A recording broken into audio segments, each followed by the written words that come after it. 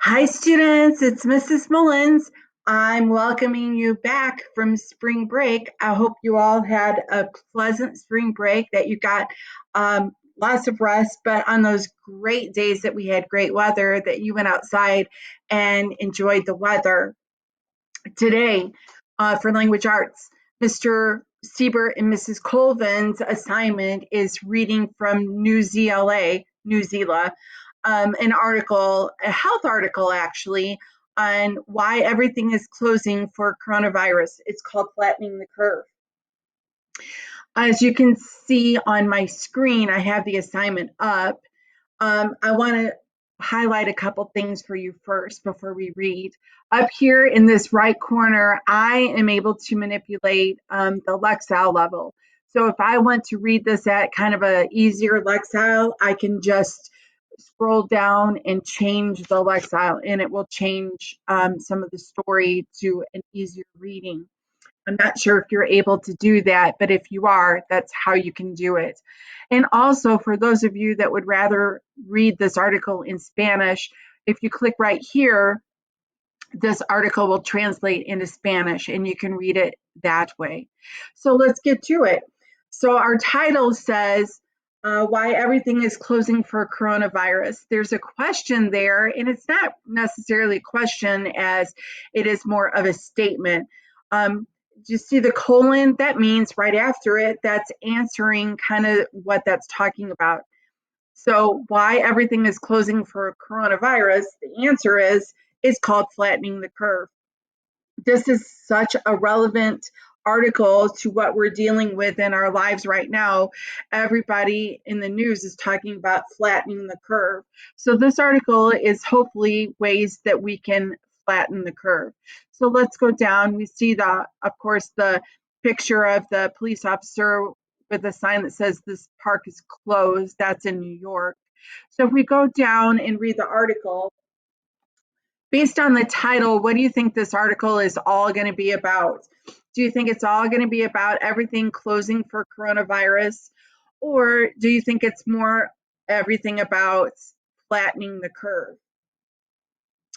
That's a little hint for you. Really, it's about flattening the curve.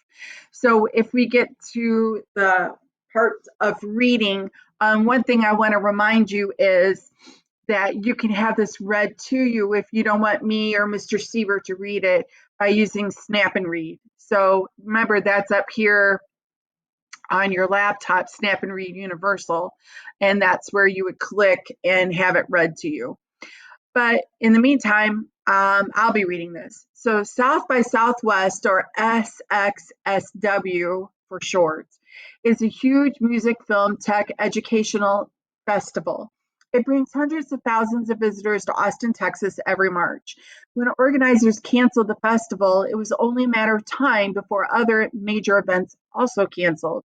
Well, we know now many events have been canceled. So let's see if we can see when this article was actually written. I don't see a date on it up here, but this picture was March 13th, so it had to have been at least around March 13th. As of March 13th, it says in the article, actually, many sports leagues have suspended their seasons. The National Basketball Association, we know as NBA, National Hockey League, or NHL, and Major League Soccer have suspended play. Major League Baseball, or MLB, has pushed back the season start. National Collegiate Athletic Association, or what we call the NCAA, canceled March Madness. March Madness is a college basketball competition every spring. If a team loses a game, they are out of the competition. People fill out brackets with who they think will keep advancing to the championships. It's very common.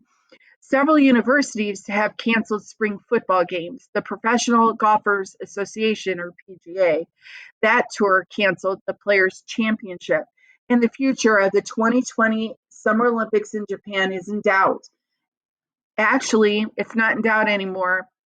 They have suspended those games until next summer, 2021, in Japan.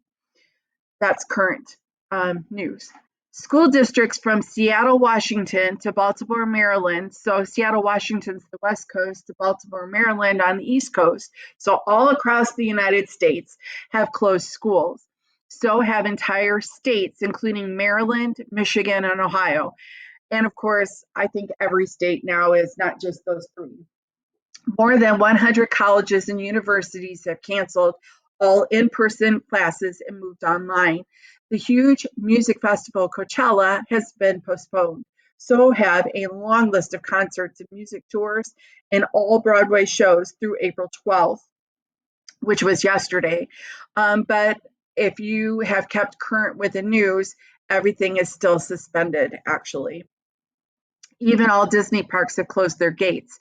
This is only the third time Disneyland has closed the park. The first time was after US President John F. Kennedy was assassinated in 1963. The second time was after 9/11. Terrorist attacks on September 11th, 2001 hit the Twin Towers, New York, and the Pentagon in Washington, D.C. So here's our next section.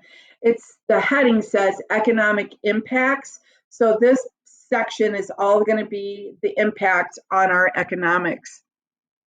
The economic impact for all of these closures will be incredibly high.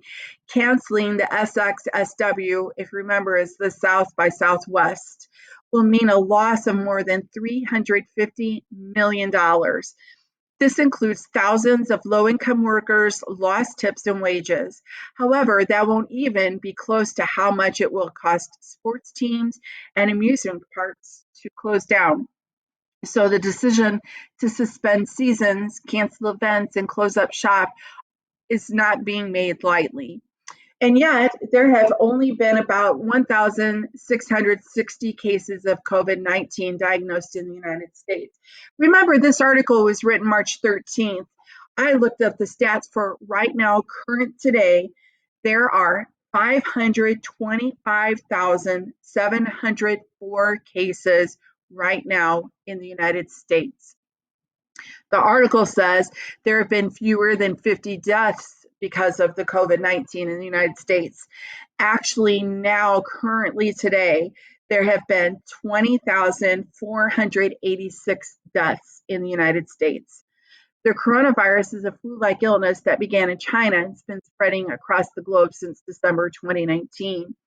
Many people talk about the flu. Every year, flu sickens millions and kills tens of thousands of people. It is expected to sicken nearly 50 million people in the United States and kill nearly many as 52,000 this flu season. So why is everyone making such a big deal about coronavirus? Why are events being canceled? Why are schools moving to online instruction, especially when right at that time there were such few cases? Well, as you will soon read in Slowing the Speed, the next section, Slowing the Spread, not Speed, this part of the article is going to be talking about flattening the curve. So there's a good reason to cancel everything. All of these decisions by public officials and businesses are aimed at one goal: slowing down the spread of the virus to avoid overburdening a healthcare system that doesn't have the infrastructure to handle a sudden surge of tens of thousands of cases at once. Without mass closings, that surge is exactly what will happen, just the way it did in Italy. So not only are they trying to flatten the curve, but they're trying to prevent the health system from becoming overwhelmed with so many cases that they wouldn't be able to handle all of them. And by shutting things down, although people will still become infected, possibly, it won't be the number all at one time, the mass number that they've been worried about. So here's a chart, what it means to flatten the curve. So as you see this kind of yellowy, peachy color, the peak number of cases with no protective measures taken is super duper high. Here's the capacity of our healthcare system.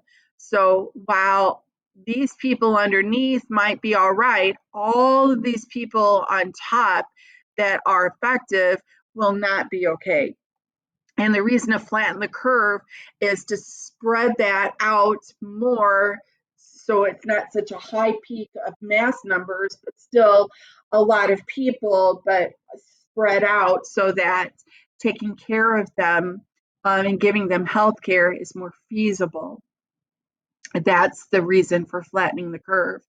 Epidemiologists study diseases and how they spread. They can somewhat predict how many cases of a disease are going to occur based on how the disease is behaving.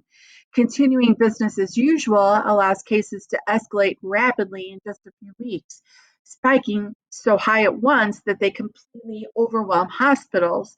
In such a scenario, like Italy is facing now, more deaths are likely because there simply aren't enough hospital beds or enough face masks or enough IV bags or even enough healthy doctors and nurses to care for everyone all at once. However, if that same number of cases can be stretched out over months, never quite exceeding the healthcare system's capacity, then people will get the care they need. And more healthcare providers can avoid illness and burnout, and fewer people are likely to die, like South Korea has shown. But are we really headed for that many cases?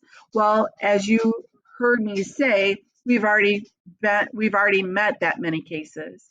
The FDA, Food Drug Administration Commissioner, explained in a recent interview the novel coronavirus has just been declared a pandemic by the World Health Organization, we call them WHO, beyond containment. If it's not already in our community, it will be soon. It's already in our community. In the state of Indiana, the total amount of cases is 7,928 cases just in Indiana, with 343 deaths. In LaPorte County, that's our county, right now there are 31 positive cases and 3 deaths. So, just to give you an update on what's happening, I'm going to kind of scroll down and not read this because it's sort of irrelevant now. So the next section is people are listening. So this is subheading is going to tell us that people are listening and what the effects of that are. So what do we do to avert disaster? We have to flatten the curve. Fortunately, people are listening and the idea is caught on so well among armchair epidemiologists that flattening the curve and flatten the curve hashtags have trended several times on Twitter in recent days.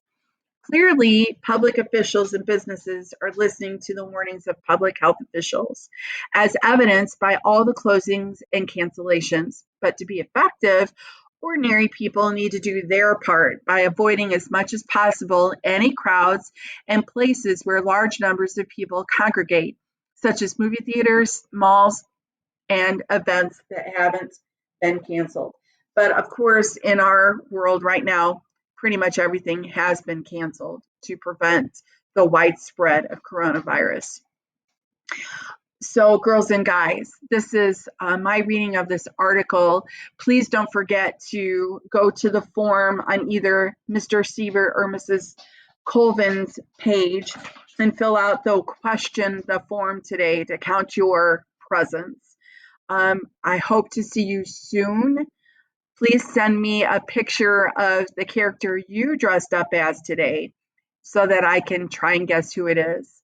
Hope you're all doing well.